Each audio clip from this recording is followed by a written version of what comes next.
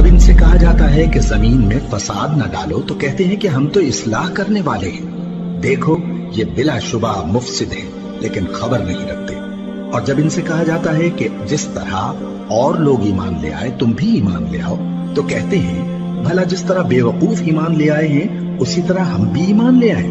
सुन लो कि यही बेवकूफ हैं लेकिन नहीं जानते।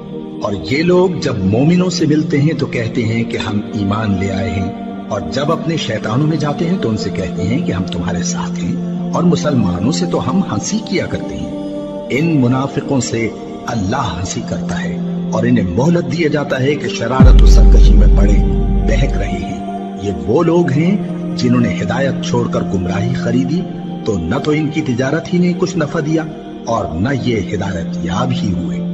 इनकी मिसाल उस शख्स की सी है जिसने शबे तारीख में आग जलाई। जब आग ने उसके इर्द गिर्द की चीजें रोशन की तो अल्लाह ने उन लोगों की रोशनी जायल कर दी और उनको अंधेरों में छोड़ दिया कि कुछ नहीं देखते। ये बहरे हैं, गूंगे हैं, अंधे हैं कि किसी तरह सीधे रास्ते की तरफ लौट ही नहीं सकते। या इनकी मिसाल मेघ की सी है कि आसमान से बरस रहा हो और उसमें अंधेरे पर अंधेरा छा रहा हो और बादल गरज रहा हो और बिजली कौंद रही हो, तो ये कड़क से डर कर मौत के खौफ से कानों में उंगलियां दे ले। और अल्लाह काफिरों को हर तरफ से घेरे हुए है। करीब है कि बिजली की चमक इनकी आंखों की बसारत को उचक ले जाए। जब बिजली चमकती और इन पर रोशनी डालती है तो उसमें चल पड़ते हैं, और जब अंधेरा हो जाता है तो खड़े के खड़े रह जाते हैं। और अगर अल्लाह चाहता तो इनके कानों की सुनवाई और आंखों की बीनाई दोनों को जायल कर देता।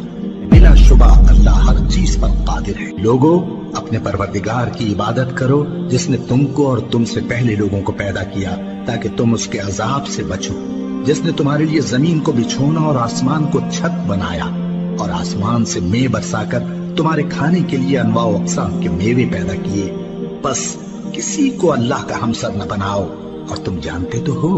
और अगर तुमको इस किताब में जो हमने अपने बंदे पर नाजिल फरमाई है कुछ शक हो तो इसी तरह की एक सूरत तुम भी बना लाओ, और अल्लाह के सिवा जो तुम्हारे मददगार हों उनको भी बुला लो अगर तुम सच्चे हो।